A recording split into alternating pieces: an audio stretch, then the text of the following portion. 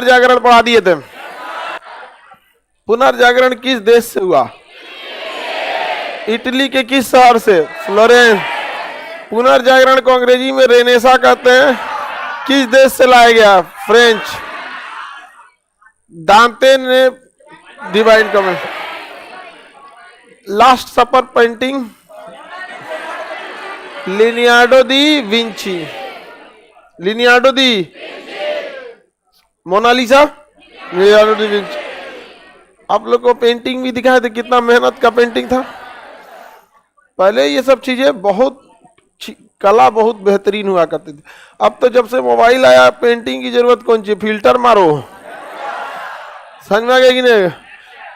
अरे फिल्टर किसी को गोरा कर देता है। एक दिन हम अपने फोटो खींच के अपने को गोरा कर दिए थे। हाँ, किसी को कर देता है वहां पे। तो भैंस को भी ना जर्सी गाय बना सकता है।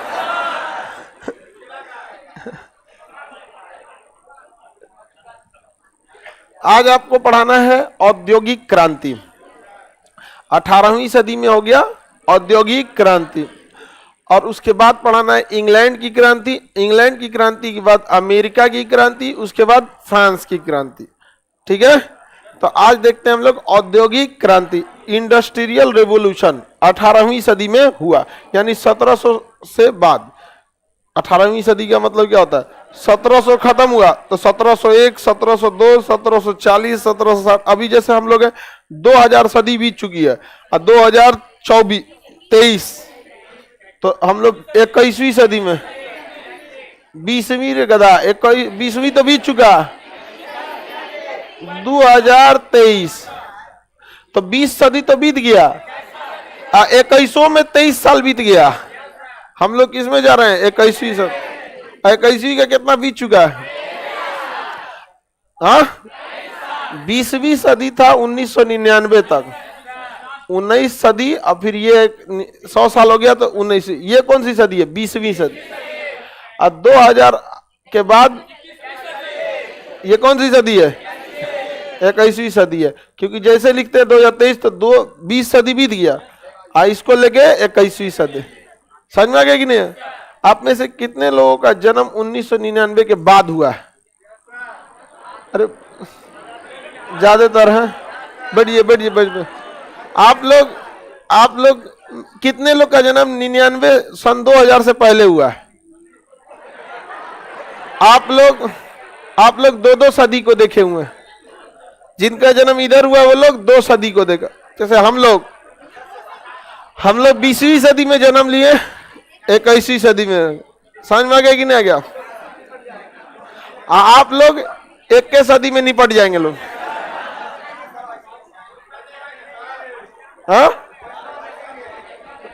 हाँ, 22वां सदी कौन देखेगा? गधा कहीं का। तुम देख पाएगा कुपोषण, कर आएगा, हम 22वां सदी देख लेंगे। अरे 22वां, 100 साल, आज के समय में कोई 100 साल जिएगा उसके लिए ये श्राप हो जाएगा। उससे बड़ बोतल नहीं मिला था, ढक्कन में पानी लाती है सब। चलिए, औद्योगिक क्रांति कब से चालू हुई? 18वीं सदी। इंडस्ट्रियल रिवोल्यूशन या औद्योगिक क्रांति। क्रांति जब भी शब्द आएगा मतलब अचानक से कोई चीज में चेंजिंग होता है तो क्या होता है? क्रांति। जैसे कोरोना के बाद डिजिटल क्रांति हो गई। डिजिटल क्या हो गई? क्रांति। हम लोग को जब कोरोना नहीं लगा था ना, तो कोरोना लॉकडाउन लगने से 15 दिन पहले कुछ लोग हमको, दिल्ली के कुछ टीचर लोग थे, वो हमको समझा, वो लोग तो बहुत जल्दी एडवांस हो जाते। खान सर, आने वाला फ्यूचर ऑनलाइन का ही, बच्चों को पढ़ाना होगा वहां पे, आप ऑनलाइन पढ़ाइए। हम कहे ये सब हमारा से ना होगा। और उसके 10 से 15 दिन बाद ना लॉकडाउन लगा। अब लॉकडाउन लग गया तो क्या करेगा आदमी? मजबूरी में बताना चालू करेगा, तो मजबूरी में आदमी किससे पढ़ाना है? ऑनलाइन। अच्छा, हम लोग अपने आप को नहीं चेंज किए। कोरोना से पहले भी ऑफलाइन में भी ये जितना हॉल है ना, केवल 5 और 8 नंबर हॉल जो है वो कोरोना के बाद लिए हैं, नहीं तो उससे पहले ही से था। यहाँ पे पटना में शुरू से ही, और जीएस, या जिसको पटना में उतरा उसको जीएस पढ़ना है तो यहीं आएगा गंगोत्री में। उसके बाद वो कोनो जगह कुछ पड़े, चाहे रेलवे में जाए, चाहे यूपीएससी बीपीएससी कहीं हो जाना है, उतरते लैंड करते जैसे उसके दिमाग में आ गया जीएस पढ़ना है बाबा के पास। तो डिजिटल क्रांति हो गया कि नहीं हो गया? आजकल हर चीज आ गया है। आज देखिए डिजिटल इतना आ गया है कि पहले आदमी बिना मोबाइल का रह सकता था, आजकल मोबाइल बिना ना रह पाता है कोई भी लड़का चाहे कोई भी लड़की। लड़का अकेले थोड़े पगलाई ले। तो औद्योगिक क्रांति मतलब इंडस्ट्रीज अचानक तेजी से बढ़ गई, फैक्ट्रियां अचानक तेजी से बढ़ने लगी, उसी को क्या कहा गया? औद्योगिक क्रांति। औद्योगिक क्रांति इंग्लैंड से प्रारंभ हुई थी। औद्योगिक क्रांति कहां से प्रारंभ? इंग्लैंड से प्रारंभ हुई, क्योंकि इंग्लैंड के वैज्ञानिक ना इंडस्ट्रीज पे ज्यादा ध्यान देते थे और औद्योगिक क्रांति में स्टीम इंजन बहुत ज्यादा काम कर दिया। स्टीम इंजन जो आया, इंजन के आविष्कार से कोई भी चीज क्या होने लगे, मशीनी रूप उसका लेने लगा और कपड़ा बुनने की मशीन सबसे पहले बना दी गई। कपड़ा बुनने की मशीन से फायदा क्या हुआ कि जहां पहले एक कपड़े बनाने में बुनकरों को टाइम लगता था, मशीन से अब वो टाइम नहीं लगने लगा और बहुत तेजी से ये इंडस्ट्री आगे बढ़ने लगी। धीरे धीरे उससे पैसे में प्रॉफिट हुआ। स्टीम इंजन से ट्रेन चलाई जाने लगी, फिर उसके बाद से पानी वाली जहाजें आ गई स्टीम इंजन से। तो औद्योगिक क्रांति जो हुआ, धीरे धीरे इंडस्ट्रियलाइजेशन से तेजी से आगे बढ़ने लगा। गन्ना से चीनी बनाया जाने लगा, नहीं तो पहले बैल लगा के कोल्हू बनाया जाता था, बहुत मुश्किल होता था। तो इंडस्ट्रियल रेवोल्यूशन कहाँ से चालू हुआ? इंग्लैंड से चला। इंग्लैंड से। इंडस्ट्रियल रेवोल्यूशन का मतलब क्या होता है? मशीनों का युग। किसका युग? मशीनों का युग। तो इंग्लैंड से जैसे चालू, अब इंग्लैंड से ही औद्योगिक क्रांति क्यों चालू हुई थी? इसके कई रीजन थे। इंग्लैंड वाले बड़े होशियार थे, वो दुनिया में किसी भी लड़ाई में डायरेक्ट नहीं पड़ते थे, उतना ही पड़ते थे जितना उन लोग को फायदा हो। दूसरा, इंग्लैंड कई जगहों पे कब्जा किया था, यूरोप के कई देशों पे, एशिया के कई देशों पर क्या किया था? कब्जा किया था। तो यहां से उसे कच्चा माल मिल जाता था। जिस जगह को आप केवल व्यापार के लिए लूटना चाहते हैं उसे कोलोनाइजेशन कहते हैं या उपनिवेश कहते हैं। तो ब्रिटेन हम लोगों को कभी देखिएगा हमारे धार्मिक मामले में हस्तक्षेप नहीं किया, हमारे राजनीतिक मामले में हस्तक्षेप नहीं किया। यहाँ कौन राजा बनेगा? अरे बनो तुम ही राजा, पंजाब के राजा तुम, पटियाला का राजा तुम, यहाँ का राजा रहो राजा तुम्हें। उसको केवल किससे मतलब था? पैसे से।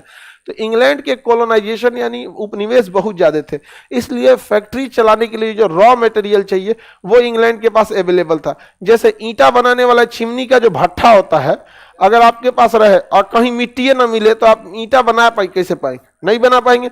तो किसी भी इंडस्ट्रीज को चलाने के लिए कच्चे माल की आवश्यकता होती है और ब्रिटेन को कच्चा माल कहां से मिल जाता था? उसी के उपनिवेश से। उसी के किसे मिल जाता? उपनिवेश। आप मान के चलिए आप बहुत अच्छा चाट बनाते हैं, तो आपके पास इंडस्ट्री है, मशीन है चाट बनाने की, सोच रहा कौन आलू ना दे आपको, बनाओ चाट। आलू का ही मेनली बनता है इजब। तो कच्चा माल की जरूरत होती है किसी भी इंडस्ट्रीज के लिए, नहीं तो आप वहां से पूरा नहीं कर सकते इंडस्ट्री। अभी जैसे है कि कंप्यूटर बनाने के लिए बहुत डिमांड है, किसी के पास कंप्यूटर बनाने का, इंजीनियरिंग है, सब कुछ है। ताइवान सिलिकॉन का चिपवे नहीं देगा, लो बना लो, देखते हैं कंप्यूटर कैसे बन जाता है। नहीं बन पाएगा, बहुत प्रॉब्लम आ जाएगी। तो इंग्लैंड को क्या कच्चा रॉ मटेरियल के लिए कोई प्रॉब्लम था? कोई प्रॉब्लम नहीं था। अब जैसे हम लोग यहाँ पढ़ा रहे हैं, सब कुछ पता, चलिए भाई पढ़ाना कैसे, सरकार या फिर कैसे भी कागज की सप्लाई ये रुक जाए, हो गया आपका पीडीएफ मिल गया, किताब कॉपी। तो किसी भी इंडस्ट्रीज को चलाने के लिए सबसे जरूरी क्या होना चाहिए? रॉ मटेरियल होना चाहिए। इंग्लैंड को ये रॉ मटेरियल कहां से मिल जाता था? उसी के उपनिवेश।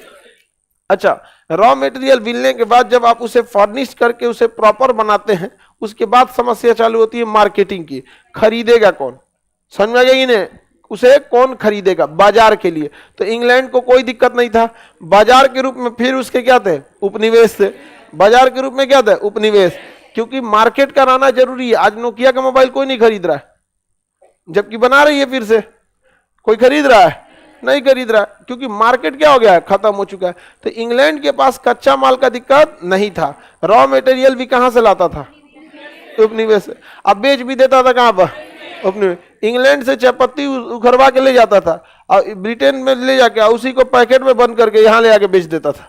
खुलता चायपत्ती कोई भी खरीदता है? आप लोग क्या खुला चायपत्ती खरीदते हैं? बहुत कम खरीदता है लोग, होटल वाला खरीदता है खुलता चायपत्ती। लेकिन आप लोग कैसा खरीदते हैं? पैकेट वाला। जिसका पैकेट दमदार वही खरीद देता है। चाय के जो शौकीन होते हैं लोग, वो चाय में टेस्टो बता देते हैं लोग, बहुत अच्छा टेस्ट है। समझ में आ गया कि ना? हम लोग चाय के शौकीन नहीं है, एक घोंट में चाय खत्म कर देते हैं, इंतजार करते तुम और ठंडा हो, टाइम खराब कर देता है।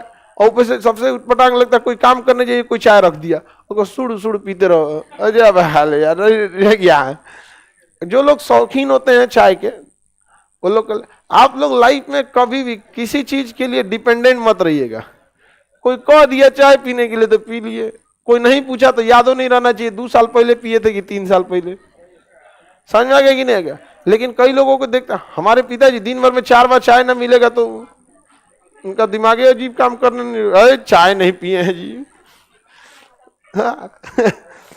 अब चाय बनाने के चक्कर में दिन भर में 4 बार पिएंगे, मम्मी को कहेंगे बनाइए तो बनाएंगी, तो एक अपनों पी लेंगे, अब दोनों लोग को आदत हो गया। तो इंग्लैंड को ना बाजार की कोई दिक्कत नहीं थी, बाजार का होना बहुत जरूरी है। जैसे आप बहुत अच्छा बाल काटते हैं, तो आपके पास रॉ मटेरियल कैंची उची हो जाए, और आपका दुकान खोल दिया जाए पंजाबी मोहल्ले में,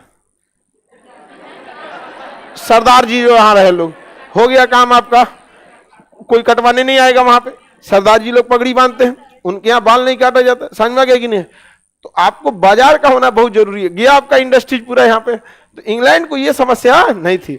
बाल कटवाना है तो स्टूडेंट एरिया में आइए, या जहाँ पे ज्यादा भीड़ भाड़ है वो ज्यादा कटवाएगा। स्टूडेंट सबके यहाँ में कोई ज्यादा झमेला नहीं होता है, कैसनो कैंच दो, हाँ कैसे भी कैंच दो। कई कई तो लड़का भी होता है सर नौटंकी वाला, ये वाला खत छोटा है ये बड़ा है, अरे लोल कहीं का, इतना किसी को फुर्सत नहीं है जो तोरा आराम से देखेगा, देखिए ये बड़ा है कि छोटा है। हाँ पैसा देते हैं, दुनिया में किस चीज का काम का पैसा नहीं देते।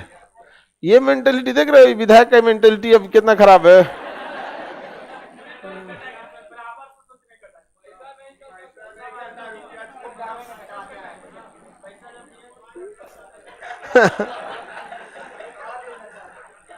आप किस काम के बदले पैसा नहीं देते? पढ़ने, यहां आप पढ़ रहे हैं तो यहां पे भी तो पैसा दिए, अच्छा से पढ़िए। पैसवा की याद खाली बलवे कटवाने में याद आता है। हाँ किताब खरीदने गए, कोई किताब फ्री में मिला है? पढ़िए अच्छा से किताबों को, पैसा दिए, खाली दाढ़ी बनैला में इनका पैसा दिखे गया हमें।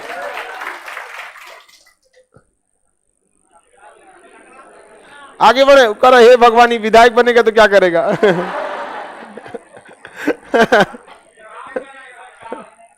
चलिए अब आगे समझते हैं हम लोग। इंग्लैंड के बारे में किसी को दिक्कत नहीं। इंग्लैंड के वैज्ञानिक नए नए आविष्कारों की खोज करने में आगे निकले। न्यूटन कहाँ का था? इंग्लैंड का। ठीक हुआ कि वहां का था, पाकिस्तान का रहता तो बम गिरता सेब के जगह पे, फिजिक्स खत्म। लेकिन न्यूटन बहुत विद्वान आदमी थे, न्यूटन बहुत विद्वान आदमी। आगे बढ़े तो इंग्लैंड के लिए कई चीजें फेवर में आने लगी। औद्योगिक क्रांति के बाद इंग्लैंड जो था वो और भी नए नए उपनिवेश बनाने के लिए दौड़ गया, और नए नए उपनिवेश बनाने के लिए क्या हो गया? दौड़ गया, ताकि उसे ज्यादा से ज्यादा क्या मिल सके? कच्चा माल। और साथ ही साथ इन उपनिवेशों से उन्हें मिल सके गुलाम, जो उन फैक्ट्रियों में काम कर सके। गुलाम मिले जो उन फैक्ट्रियों में काम कर सके।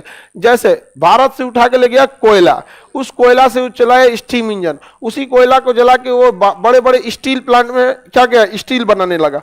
यहां से मिला उसे कोयला, रॉ मटेरियल, ईंधन, मजदूर, और वापस मिल गया बाजार। वापस क्या मिल गया? बाजार मिल गया। तो बाजार का मिलना बहुत बड़ा बात होता है। बाजार जिसका मिल गया, एक तरह से आप गुलाम हो गए। चाइना को भारत का बाजार मिल गया। आज भारत का कोई ऐसा घर नहीं है जहां चाइनीज सामान नहीं है। टॉर्च से लेके हर चीज क्या हो गया? चाइनीज। सोचो मेहंदी चाइनीज आ गया, समझ में आ गया कि नहीं? मेहंदी वो लगाते एकदम लाल कर देता, तुरंत लाल कर देगा। अब पहले की परंपरा थी जिसकी सास मानेगी उसी का मेहंदी लाल होता था। अब जिसकी सास नहीं भी है उसका भी लाल कर देता है। अच्छा लाल करने का तो कर देगा, और 4 दिन बाद बदरंग कर देगा, 4 दिन बाद जहां तहां से छोड़ देगा, लगेगा कोड़ फूटल है। तो हाँ, तो जो महिला चाइनीज मेहंदी लगा के 2 दिन लहराती है, फिर अगले 1 हफ्ता तक छुपा के घूमती है।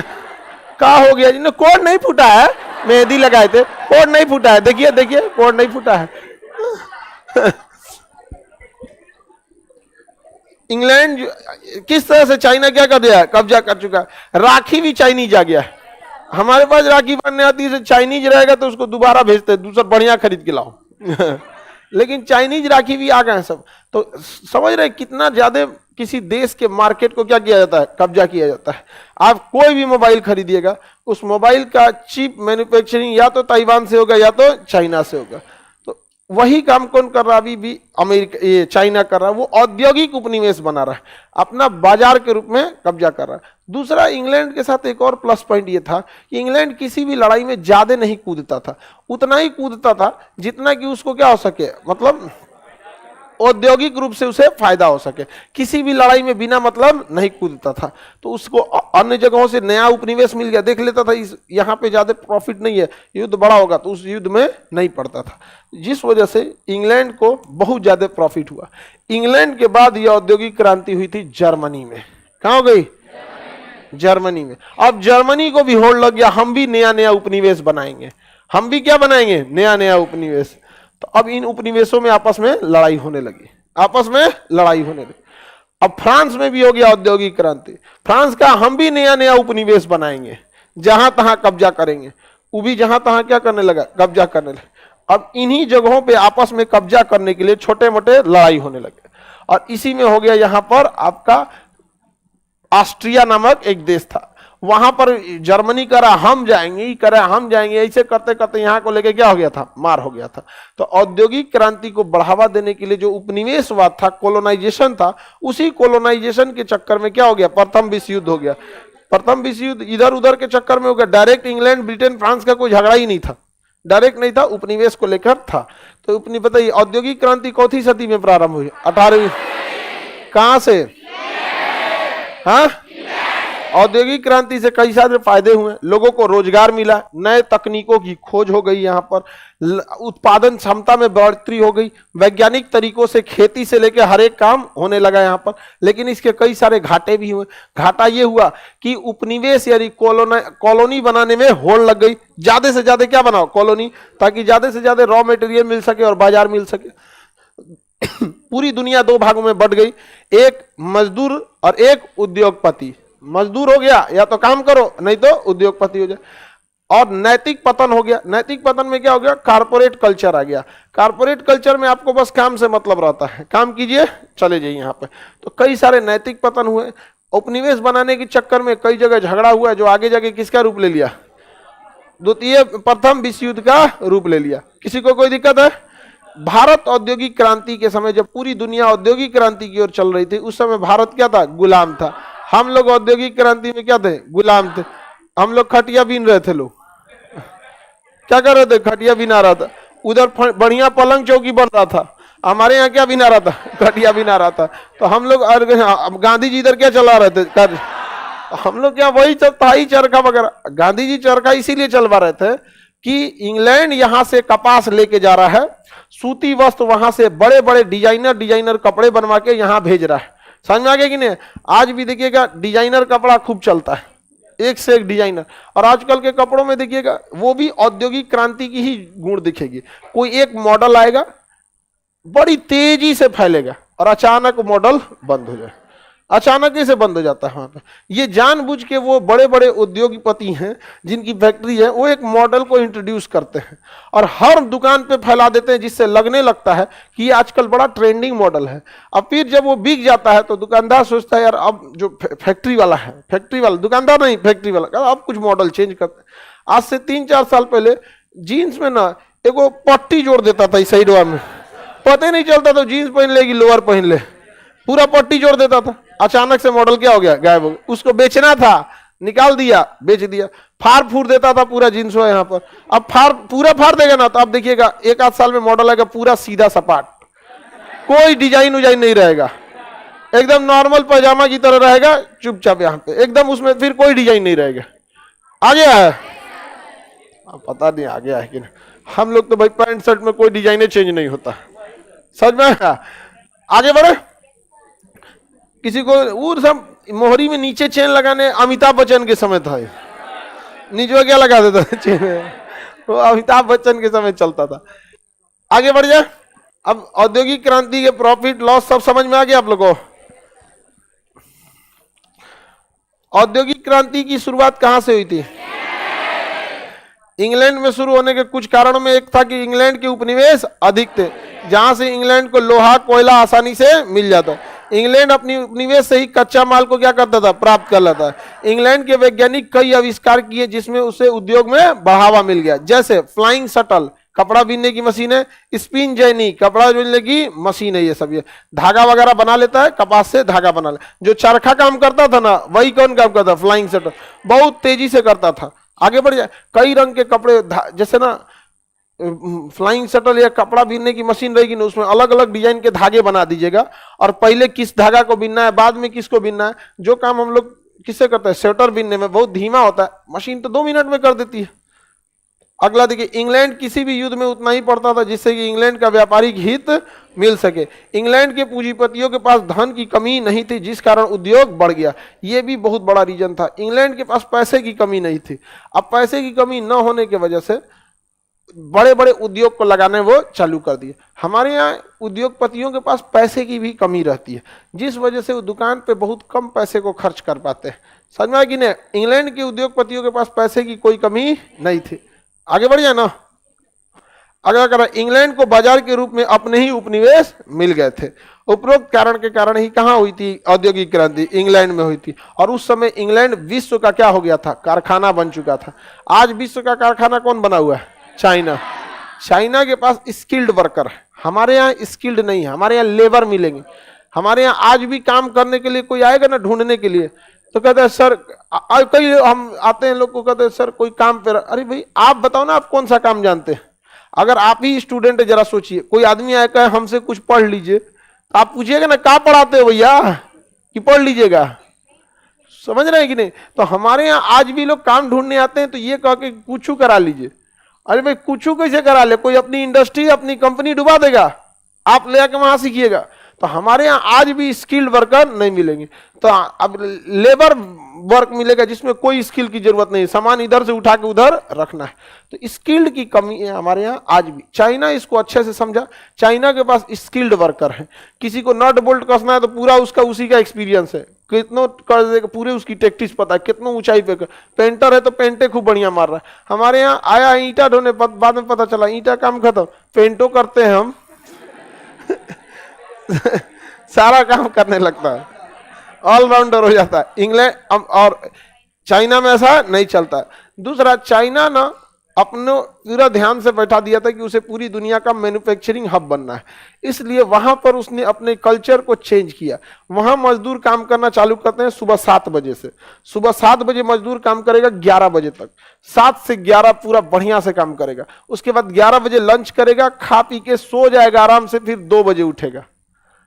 11, 12, 1, 2, 4 मतलब 3 घंटे का अच्छा से रेस्ट करेगा खा पी के, फिर 2 बजे उठेगा, फिर 2 बजे से शाम 7 बजे तक काम करेगा।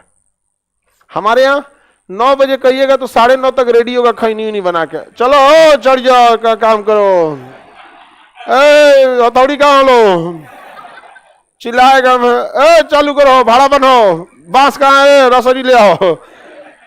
ये करते करते 10 बजा देगा उसका।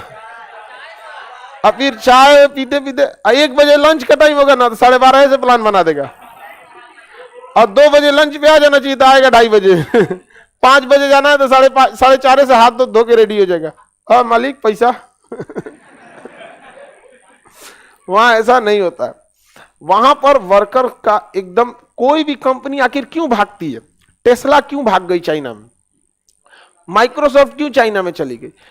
सारी कंपनी क्यों? क्योंकि वहां के वर्कर्स पे दिमाग ज्यादा नहीं लगाना है। हमारे के वर्कर के आप वहां नहीं खड़ा रहिएगा ना तो कमवा नहीं करेगा, आपको वहां खड़ा रहना पड़े। अरे इसमें क्या बेवकूफी करता है सब, सबको नहीं समझ। तुम्हारा काम है ना जी, 8 घंटा में मरल जा रहे हो वहां कर। अच्छा कई जगह काम ईमानदारी से करेगा सब तो उसको पैसे नहीं देता है, तो उसको अपना काम करना चाहिए, जिसको पैसा देना है उसको भी। अच्छा कोई भी वर्कर अगर प्रॉपर काम करेगा ना तो कोई भी इंसान उसको प्रॉपर पैसा भी दे देता है। वो जिरजिरा जाता है इंसान उसको कि सोचा तो 8 बजे बुलाए तो 9 बजे से काम करना चालू किया, उसके बाद नौटंकी पे नौटंकी किया।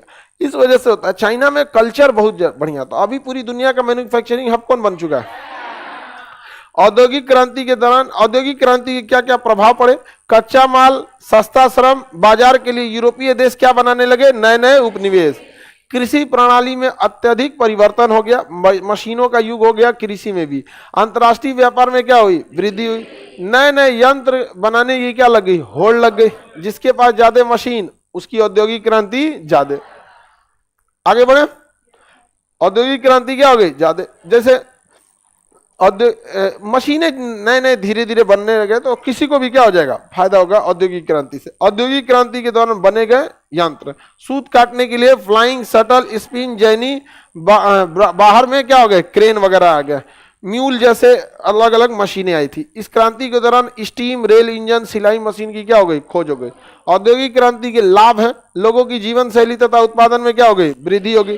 अंतर्राष्ट्रीय व्यापार में वृद्धि होगी। औद्योगिक क्रांति के हानि भी थे, इंडस्ट्रियल रेवोल्यूशन के कुछ लॉस भी थे। समाज का क्या हो गया, नैतिक पतन हो गया, नैतिक पतन हो गया। आप देखिएगा जहां बहुत ज्यादा इंडस्ट्रियलाइजेशन रहेगा ना, वहां वर्कर बहुत ज्यादा रहेंगे। कोई कहीं से आया है, कोई कहीं से आया, अपनी फैमिली में बढ़िया 2 BHK का एक घोंसला लेके अपना से टेंशन फ्री है वो। समझ में आ गया कि नहीं आ गया। आप देखिएगा बड़े बड़े शहर में शादी ब्याह में ज्यादा लोगों नहीं आते, और गाँव में मार हो जाता है, कुछ ज्यादा ही लोग चले आते हैं। समझ में आ गया कि नहीं आ गया। फ्लैट में पता ही नहीं चलता किसी का, अरे आपका शादी था कल, हमको लगा कि कोई फंक्शन है, पता ही नहीं चलता। तो नैतिक पतन हुआ इंडस्ट्रियलाइजेशन के बाद वहां पे। अभी भी देखिएगा मुंबई हो गया, दिल्ली, बेंगलोर, यहाँ कोई किसी को नहीं पहचान रहा है। भाग दौड़ लगी हुई है, भीड़ लगी हुई है, सब कोई भागने दौड़ने में क्या हुआ है, लगा हुआ है। इसलिए ना देखिएगा बिल्डिंग बना देता है, घर एकदम चिड़िया के घोंसला ऐसा। नैतिक पतन मतलब आपसी मेल मिलाप की कमी। नैतिक पतन का मतलब क्या होता है, आपसी मेल मिलाप की कमी। तो ये नैतिक पतन होने लगा। हाँ, आज भी देखिएगा शहरी क्षेत्र में मेल मिलाप की क्या है, कमी है। अगला, छोटे किसानों का क्या हो गया, अंत हो गया। छोटे किसानों का अंत हो गया क्योंकि छोटा किसान अपने चीज के लिए उत्पादन करता था, और इंडस्ट्रीज बड़े चीजों का उत्पादन कराएगी। जैसे इंडस्ट्री आ जाएगी लेज चिप्स वाली, आपको कहेगी आलूए बो, 200-400 गांव पे आलूए बो आ देगी, वो लेके चले जाएगी, तो छोटा किसान चला जाएगा। छोटे व्यापारी यानी गृह व्यवसायियों का क्या हो गया, अंत हो गया। समाज 2 भागों में बट गया, जिसके पास पैसा था वो पूंजीपति हो गया, जिसके पास पैसा नहीं था वो क्या हो गया, श्रमिक। औद्योगिक क्रांति का प्रसार भी हुआ। औद्योगिक क्रांति कहां से चालू हुई थी, England, Germany, France, Italy, USA तक फैल गया। औद्योगिक क्रांति से सर्वाधिक लाभ किस उद्योग को हुआ, कपड़ा उद्योग को। औद्योगिक क्रांति में इंग्लैंड की प्रतिद्वंदी कौन बन गया, जर्मनी, जिस कारण इंग्लैंड और जर्मनी में हमेशा क्या होने लगा, और यह किसका रूप ले लिया, प्रथम विश्व युद्ध का रूप ले लिया। किसका रूप ले लिया, प्रथम विश्व युद्ध। किसी को इंडस्ट्रियल रिवोल्यूशन में दिक्कत है तो बताया जाए, किसी को दिक्कत। सबसे पहले 12वीं सदी में क्या चालू हुआ था, इटली से पुनर्जागरण, और पुनर्जागरण के बाद ये सारी चीजें चालू हुई। पुनर्जागरण बहुत जरूरी था क्योंकि पुनर्जागरण से पहले हर चीज में लोग भगवान को नाम लेते थे, ऊपर वाले को घुसा देते थे। समझ में आ गया कि नहीं। आप पाकिस्तान के किसी नेता का भाषण सुनिएगा, और अभी भी वहां पुनर्जागरण नहीं हुआ है। आज भी वो सब हर बात में ऊपर वाले को ले आएगा बीच में। बहुत जल्दी हम लोग भारत पे फतह हासिल करेंगे, ऊपर वाला चाहा तो। माने भारत के लिए ऊपर वाला को क्या दुश्मनी है, पुनर्जागरण हुआ ही नहीं। अरे ऊपर वाले को लड़ाई से क्या मतलब है भाई। हाँ, अच्छा लड़ाई होगा तो तुम कौन सा ऐसा काम किया दुनिया के लिए जो तुम्हारा साथ देगा ऊपर वाला। ऐसा क्या दे दिया है पाकिस्तान जो दुनिया खुद ऊपर से खुदा कहेगा यार तो बहुत अच्छे लोग हैं, इन्हें जिताना चाहिए। हाँ, क्या अच्छा काम किया है आतंकवाद के सिवा। वो भी उन सब के लिए अच्छा काम है। यहाँ पे मुख्य उन सब का औद्योगिक उद्योग वही है, पूरी दुनिया में सप्लाई वही देता है सब। तो अभी भी वहां पे आप देखिएगा पुनर्जागरण की कमी है। हर बात में एटमी पावर है, एटमी पावर। अरे सचुरे तू नहीं, तुम एटमी पावर हो ठीक है, तो तुम उसको बोलो जो नहीं है। नहीं समझा, एटमी पावर। उन लोगों को किस चीज की कमी है, हाँ, पुनर्जागरण। किस चीज के लिए, पुनर्जागरण। आगे बढ़े। अब पुनर्जागरण वहां कोई करने वाला है नहीं, जो पुनर्जागरण करने जाएगा उसी को काट डालेगा सर, कहेगा सर कुछ अलग बता रहा था ये। कौन जाएगा वहां, डरे कोई नहीं जाने वाला है, मार डालेगा सर सबको। ऑनलाइन में हमसे बहुत जरूरते रहता है सब, हम खड़े बोल देते हैं। हम लीपापोती करने वाला नहीं है, खराब हो तो मुंह बोल देंगे खराब। अगला देखते हैं इंग्लैंड की क्रांति। अब औद्योगिक क्रांति हो गई। अब इंग्लैंड में 1688 में एक इंग्लैंड के अंदर गृह युद्ध हो गया। इसके बारे में हम समझते हैं। इंग्लैंड की क्रांति की बहुत दिनों से हो रही थी, लेकिन मेन क्रांति का रूप लिया राजा जेम्स के समय से। किसके समय? राजा, दो को राजा याद रखना है, जेम्स और चार्ल्स। जेम्स और चार्ल्स, उससे पहले का कोई याद नहीं रखना है। इसमें तो दिया हुआ है 12वीं सदी से, लेकिन वहां से आपको नहीं याद रखना है। मेनली कहां से याद रखना है? जेम्स और चार्ल्स। चलिए इंग्लैंड की क्रांति को हम समझते हैं। रेडी हैं? इंग्लैंड की क्रांति। इंग्लैंड जो था वहां पे राजतंत्र था, मोनार्की। आज भी वहां पे रानी है, राजा है, यहाँ मोनार्की है। समझ में आ गया कि नहीं आ गया? तो वहां पर आज भी राजतंत्र है। तो इंग्लैंड में जब राजा, कई राजा ऐसे चेंज होते गए। अब जैसे भारत में आप कहिएगा कि राजा, तो आप कंफ्यूज हो जाएंगे कहां से चालू करें। हाँ, कहां से चालू करें? बिंबिसार, हर्यंक वंश, बिंबिसार, वहां से स्टार्ट हो जाएगा।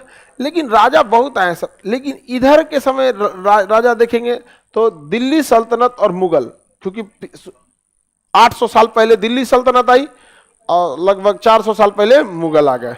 तो लास्टली जो प्रभाव दिखता है यही दिखता है। क्योंकि हर्षवर्धन जब 6ठी शताब्दी में मरा था ना, कोई भारत का राजा नहीं आया था। याद रखिएगा, राजा आए थे, भारत का राजा कोई नहीं आ पाया था। गुप्त काल के बाद नहीं आते। अब जैसे राजपूत काल में देखेंगे तो एक छोटे से राजस्थान में 4 गो राजा मिल जाएगा, तो क्षेत्रीय राजा हो जाएंगे। भारत जैसे चंद्रगुप्त मौर्य ने पूरे भारत को संभाला, समुद्रगुप्त धरणी बंद कहा जाता था, चंद्रगुप्त द्वितीय विक्रमादित्य, ये सब टाइप का राजा ना हर्षवर्धन के बाद आया ही नहीं। हर्षवर्धन के बाद कोई पूरे भारत को कंट्रोल करने वाला नहीं आया। एकदम लास्टली उदय हुआ मराठों का। तो मराठा कितने समय के लिए उभरे? जैसे अभी उभरे की फिर अंग्रेज आ गए समय। तो इंग्लैंड में जेम्स को हम लोग देखते हैं। किसे? जेम्स। जेम्स प्रथम। जेम्स प्रथम। जेम्स प्रथम के समय जनता विरोध करने लगी थी, क्योंकि जब जेम्स प्रथम का काल आया था तो उस समय तक यूरोप में हो चुका था पुनर्जागरण। 12वीं सदी में पुनर्जागरण जो था इटली से चालू हुआ था, लेकिन धीरे धीरे पुनर्जागरण इटली के पार करके कहां चला गया? पूरे यूरोप में।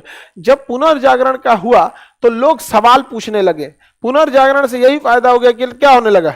लोग सवाल पूछने लगे। आप लोग गांव छोड़ के जब यहां पढ़ने आए होंगे, आप लोग का भी क्या हुआ होगा? पुनर्जागरण। आप लोग भी अब सवाल पूछना करने लगे होंगे कि आखिर ऐसा क्यों। समझ में आ गया कि नहीं आ गया? जैसे नेता सब बोलेगा सब ना कि हम बहुत अच्छा काम किए, तो आप कहिएगा गिनवाओ 10 अच्छे काम बताइए जो आपसे पहले किसी पार्टी की सरकार ने नहीं किया हो। तो फंस जाएगा, यार ये क्या बोल रहा है, अच्छा आदमी नहीं है ये, खान सर क्या पढ़ाएगा ही। नेता लोग जहां बोले ना, कहीं 10 काम बताओ जो आपके पहले की सरकार ने नहीं किया हो।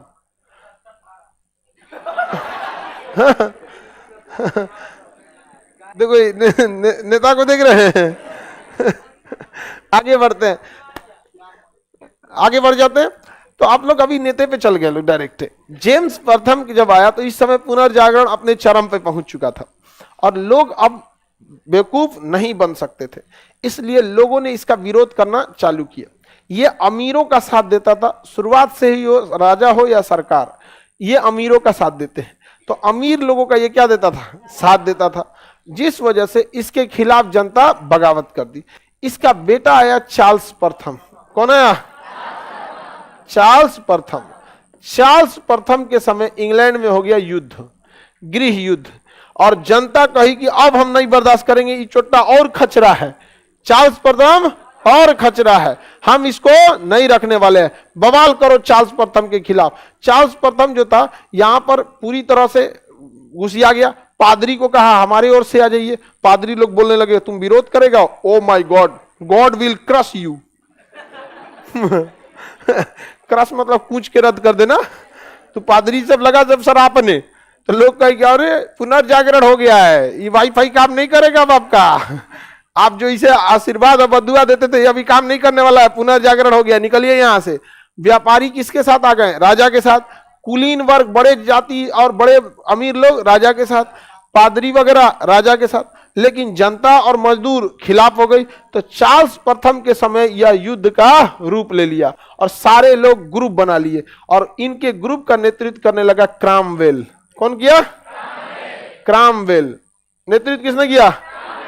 तो देश कितने भागों में बट गया? 2 भागों में। एक चार्ल्स प्रथम, दूसरा क्रॉमवेल। चार्ल्स प्रथम और क्रॉमवेल दो भागों में बट गया। चार्ल्स प्रथम जो थे और पादरी के ग्रुप को कैवेलियर कहा गया, क्योंकि ये लोग अमीर थे और घोड़े पे चलते थे। घोड़े सवारी को क्या कहा जाता है? कैवेलियर्स।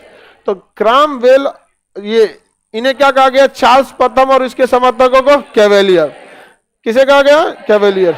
समझ में आ गया कि नहीं? क्या हुआ? अरे उसका चक्कर आ रहा, जाने तो जी उसको। तो ये हो गए लोग क्या जी? कैवेलियर। इनको कहा गया राउंड हेडेड, इनका दिमाग घूम गया, सर फिरा। इसके समर्थकों को क्या कहा गया? राउंड हेडेड, सर फिरा। क्या कहा गया? सर फिरा कहा गया। लेकिन जनता के बीच में क्या हो गया? बवाल हो गया। जनता ने हथियार उठा लिया अपने ही राजा के खिलाफ और भयानक युद्ध हुआ, जिसे कहा जाता है गृह युद्ध। क्या कहेंगे? गृह युद्ध, होम वार। अपना गृह युद्ध हो गया। समझ में क्या? सिविल वार, होम वार नहीं, सिविल वार। सिविल वार हो जाता, अपने ही खिलाफ लोग क्या कर देते? हथियार उठा देते हैं। अभी सबसे हाल फिलहाल में अफगानिस्तान में सिविल वार हुआ था। तालिबान ने अपने ही सरकार को उखाड़ दिया है। समझ में आ गया कि नहीं आ गया? तो इंग्लैंड में क्या हो गया? Civil war. और ये सिविल वॉर में भयानक रूप ले लिया। और जनता किसके साथ थी? क्रॉमवेल के साथ। जनता क्रॉमवेल के साथ, अमीर लोग। जनता ने इस युद्ध को जीत लिया। सिविल वॉर में हमेशा कौन जीतता है? जनता। पूरी इंडिया, पूरी दुनिया, देश की जनता एक हो जाती है। पुलिस कहीं जाएगी तो 10 को मिलके घेर लेगा, सर निपटा दे निपटा दे निपटा दे, इनको निपटा देगा जाए यहाँ पे। आज ना लोग सिविल वार नहीं हुआ तो पुलिस वुलिस देखता है तो आदमी कहता है अरे केस मुकदमा हो जी, तो पूरा देश में बवाल हो गया तो क्या हो जाता है? निपटा दे इधर यहाँ से। बहुत दिक्कत हो जाता है, फिर आर्मी बुलानी पड़ती है। इस युद्ध में क्रॉमवेल क्या हो गया? विजयी हो गया। अब पकड़ लिया गया किसको? चार्ल्स प्रथम। किसे? चार्ल्स प्रथम। और चार्ल्स प्रथम को पकड़ के चौराहा पे फांसी दे दिया गया। क्या कि भगा यहां से, तो नहीं, राजा बनेगा। अब राजा कौन रहेगा? क्रॉमवेल। क्रॉमवेल की जय। तो राजा कौन बन गया? क्रॉमवेल। जब राजा बना ना क्रॉमवेल, तीसरे ससुराल चार्ल्स प्रथम से भी खचरा निकला। एक टैक्स लाया, कहा कि ये केवल जनता को देना होगा। लोग कहें कि रे बाप रे, तो गलती हो गया रे भाई, ये बहुत खचरा निकला। कौन? क्रॉमवेल। अब हम इसे नहीं रख सकते हैं लोग, ये आदमी ठीक नहीं है। और हमेशा बताए हैं आगे बढ़ना है तो धार्मिक चीजों से आप लोग, राजनीतिक मामले में धर्म को क्या रखिएगा? साइड रखिए, नहीं तो गड़बड़ हो जाता है। क्रॉमवेल ने भी यही गलती कर दिया।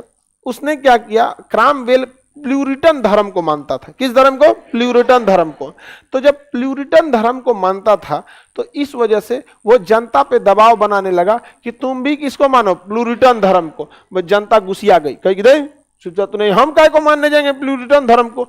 धर्म इस सब चीज में जल्दी कोई चेंज नहीं होता है। धर्म, राजनीति और मोहब्बत, ये जिससे हो जाता है आदमी उसी का हो जाता है, फिर उसकी बुराई नहीं सुनता है। आप जिस धर्म को मानते हैं आपको वही धर्म अच्छा लगेगा। आप अपने धर्म की बुराई नहीं सुन सकते, भले आपको कोई नॉलेज नहीं है अपने धर्म के बारे में, ना कोई शास्त्र पढ़े है ना कोई किताब पढ़े, लेकिन आपको वही अच्छा लगेगा। राजनीति में आप जिस पार्टी से आपकी राजनीतिक विचारधारा मैच करती होगी आप उसी को वोट डालेंगे। सोचा चाहे वो अच्छा काम करे चाहे खराब काम, बाद में कहिएगा नेता कुछ नहीं करता। अरे तू अपना काम किया, तुम वोट डाला सही से। और जिसको जो पसंद आ गई है तो अब उसके नाक का नकटी भी नथुनी लगता है। समझ में आ गया कि नहीं आ गया? लड़का लोग को इस सब में क्योंकि जब वो स्कूल कॉलेज में रहता है ना तो जिसके पीछे पड़ा रहता है, चाहे लड़का हो या लड़की, तो दोनों में एक मेहमान वाला एक रिलेशन रहता है। मेहमान वाला, मेहमानदारी टाइप का। कभी फोन से बतिया लिया, कभी एक महीना पे कहीं घूमने चल गया, ये एक मेहमान वाला रिलेशन रहता है। अच्छा, आज जिस दिन उस को ये सब उसको लगता है दुनिया कितनी अच्छी है, हम दोनों एक हो जाएं फिर 3 हो जाएं, ऐसे करके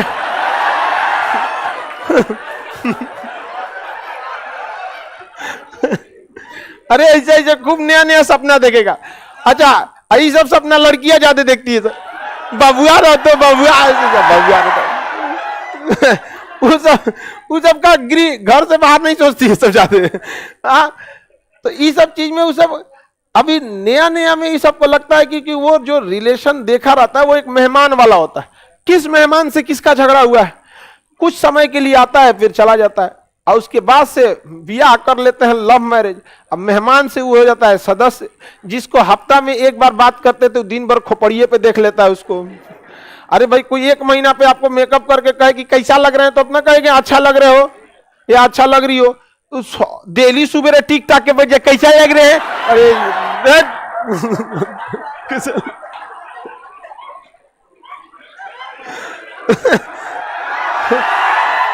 यही हो जाता है। इसीलिए इंडिया में देखिएगा लव मैरिज सक्सेस नहीं होता है। रीजन क्या है, जिसे आप मेहमान समझ के लाए थे उसे आप सदस्य बना ले। मेहमान के मेहमाने भर रहता है, समझ में आ गया कि नहीं। अब कोई लड़की के तुम बदल गए हो, तो जब बदल गए हो यहाँ, तोरा नहीं पता था क्या, मेहमान जैसा रहो। अब आप बताइए ना, आप ही क्या कोई मेहमान आके 2 साल रह जाए तब, दाल चावल चोखा अटक जाएगा तो आप पानी लाओ जी, छोड़ दे सर पानी ले नहीं समझा। अभी अभी अभी लड़का लड़की बतियाता है तो उसको मच्छर काट, हे भगवान मच्छर काट दे, ओहो हो। अब के बाद 2 साल अगर बियाह कर लिया ना, सांप काट लेगा तो सांप का इलाज कराएगा वो यही काटा था, चल चल तुमको हम बचा लेते हैं, तुम ही चल जाएगा। तो कभी भी आप दीवार के इस साइड है, आपको दुनिया एक और की दिख रही है, आपको लग रहा है दीवार के उस साइड की दुनिया जो है ना बहुत अच्छी है, अभी आपको जीवन का अनुभव नहीं है। हम लोगों ने आप बेरोजगारों की जिंदगी देखा है, कई ऐसे लड़कों लोगों को देखा जिसको लगता था कि भाई जब ये पढ़ने में बहुत अच्छा होगा, उसको चौपट होते भी देखा है, समझ में आ गया ना। एक और ऐसे को देखा, कहता ब्याह हो गया मेरी जिंदगी बन जाएगी, और 2 साल बाद रोता था। तो हम लोग दीवार के ना उस पार हैं ना इस पार हैं, हम दीवार के ऊपर हैं हमको दोनों दिखता है, इसलिए हम आपको बताते हैं कि तुम दीवार के उस पार है, उधर ही की दुनिया ठीक है इधर आने का कोई मत करना, समझ में कि नहीं आ गया। तो लोगों की भी ऐसी उम्मीदें किससे थी, क्रामवेल के। उनको लगता था क्रामवेल बहुत अच्छा करेगा, अच्छे दिन आए। क्रामवेल ने क्या थोप दिया इनके ऊपर टैक्स थोप दिया, यहाँ पर समझ में आ गया कि नहीं। टैक्स को क्या कर दिया, बढ़ा दिया। प्यूरिटन धर्म को थोप दिया क्रामवेल ने। अब जनता उब गई, कहीं एकरा से तो अच्छा, हाँ किसी को कोई दिक्कत। देखो क्या करा सर, ये सब जो बताते हैं इसका पीडीएफ दे दिया कीजिए इसको लाल पीला हरा करना है, समझ में आ गया कि नहीं आ गया। आप लोग इस सब चक्कर में नहीं रहे। लड़की लोग को समझ में आ रहा है, वो कबो कबो मेहमानदारी में बोल देता है, इसलिए इस सब पे ज्यादा नहीं ध्यान देना, वरना लड़का वैसे ही बदलेगा जैसे क्रामवेल बदला था बदल जाता है।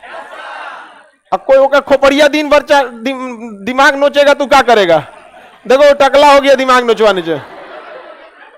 अब बताओ हमको ही नहीं समझ में आता, एक को हमको नहीं खाना बना के, और उसको जिस हमारे कई दोस्तों में जिसका ब्याह हुआ है ना नया नया, वो हमारे पास अपना दुखड़ा रोता है, कहता है कि एक बात बता भाई, खाना बना देगी और सामने में बैठ के खिलाएगी, उसके बाद पूछेगी कैसा बनाया, हम क्या बोले अब आप बताए कोई कह सकता है खराब बना है कोई बोल सकता है। अच्छा कैसा खराब लगेगा पढ़ाने के बाद अगर हम पूछे कैसा पढ़ाए हैं खराब लगेगा कि नहीं लगेगा ये काहे पूछती है सब, हमारे पास अपना दुगरा होता है, कहता भाई हम क्या बताएं एक के। अच्छा उसको अच्छा बना ना, ऐसा ही बोल रहे हैं, अच्छा नहीं परेशान हो जाता है। हम कहा एक दिन हमको ले चलो खाना पे, हम उसके बाद तो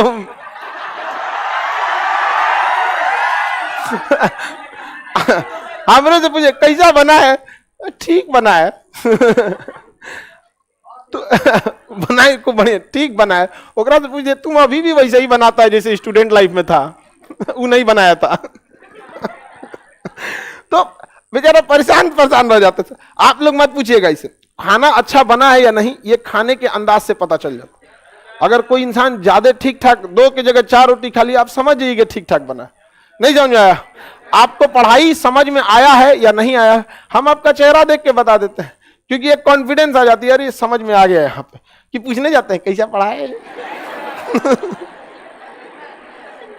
आप लड़की लोग बताइए पूछना सही है कैसा खाना बना है, आप लोग कभी नहीं पूछेगा, बस नॉर्मल पूछ ले, और कोई चीज की कमी उमी तो नहीं, नमक कोई नमक ज्यादा खाया, कोई सामने बैठा के पूछते हैं कैसा बना है। अच्छा बोल दीजिए खराब बना।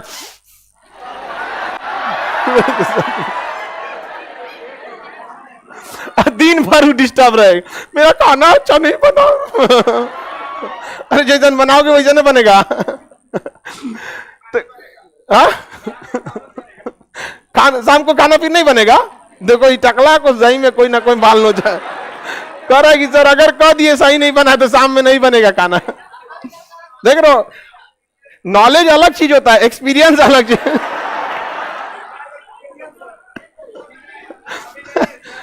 तो समझ में आ रहा है ना आप लोग को। लड़की लोग दिमाग में एक चीज गांठ बैठा के रख लेना, ज्यादातर आपको क्राम बेल मिलने वाले हैं। बोलेगा कुछ अब पलट जाएगा कुछ, बस उसका ज्यादा दिमाग नहीं नोचना है। तो क्राम बेल के शासन से जनता बहुत जल्दी उब गई। क्राम बेल से शासन से जनता क्या हो गई, उब गई। इसको क्राम बेल के जगह अब बैठा दिया राजा बना के, किसे, चार्ल्स द्वितीय को। किसे बैठा दिया, चार्ल्स द्वितीय को। चार्ल्स द्वितीय कहा कि अरे हम अपने अब्बा की तरह नहीं है, हम शासन अच्छा से करेंगे। तो चार्ल्स द्वितीय शासन अच्छा से करने लगा। चार्ल्स द्वितीय शासन अच्छा से किया। चार्ल्स द्वितीय से किसी को कोई दिक्कत नहीं था। समझ में आ गया कि नहीं गया। बाकी इधर देखो बतिया रही है इसको, सब ना छोटकी जो लड़कियां रहती है सब नहीं, तो बड़ी बदमाश इतनी चुकी रहेगी कहीं और जाएगी। क्या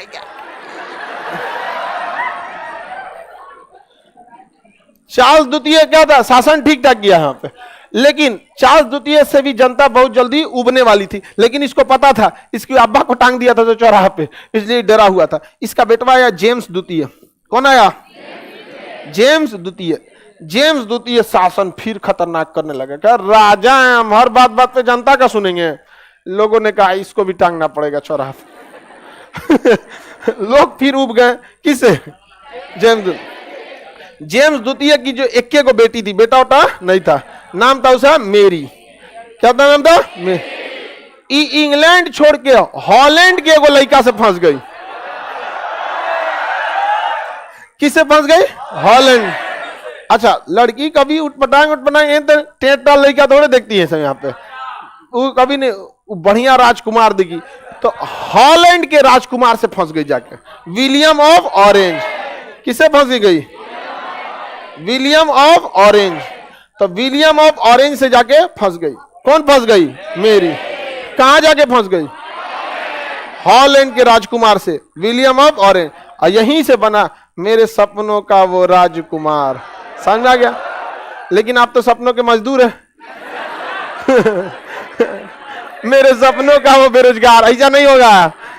लेके आई कहां पे, हॉलैंड में गई। किससे फंसी, हॉलैंड के राजा से। अच्छा महिलाएं अमूमन अत्याचार नहीं करती हैं, समझ में आ गया कि नहीं। पति को छोड़ दिया जाता, तो आगे समझते हैं सब पे कहां अत्याचार करती हैं आप, समझ में आ गया कि नहीं आ गया। तो मेरी अच्छी थी, बहुत दयावान थी। ऐसे अमूमन महिलाएं ज्यादा दया हुआ करती रहती हैं। तो मेरी को जनता पसंद करती थी। तो मेरी से कहा गया कि तुम्हारे बाप को हम लोग टांग देंगे फांसी पे, एक काम करो तुम आओ और जिसे फंसल लो उसको भी लाओ, और तुमको हम लोग संयुक्त रूप से यहाँ का शासक घोषित कर देते हैं, एकरा हटा देंगे। तो विलियम ऑफ ऑरेंज कहा कि वाह, एकरा से बढ़िया मौका कहाँ मिलने वाला है। ये अपना 15,000 सैनिकों को लिया और चल दिया कहां पर, इंग्लैंड। और इंग्लैंड की पूरी जनता किसके साथ हो गई, विलियम ऑफ ऑरेंज। दामाद जी की जय।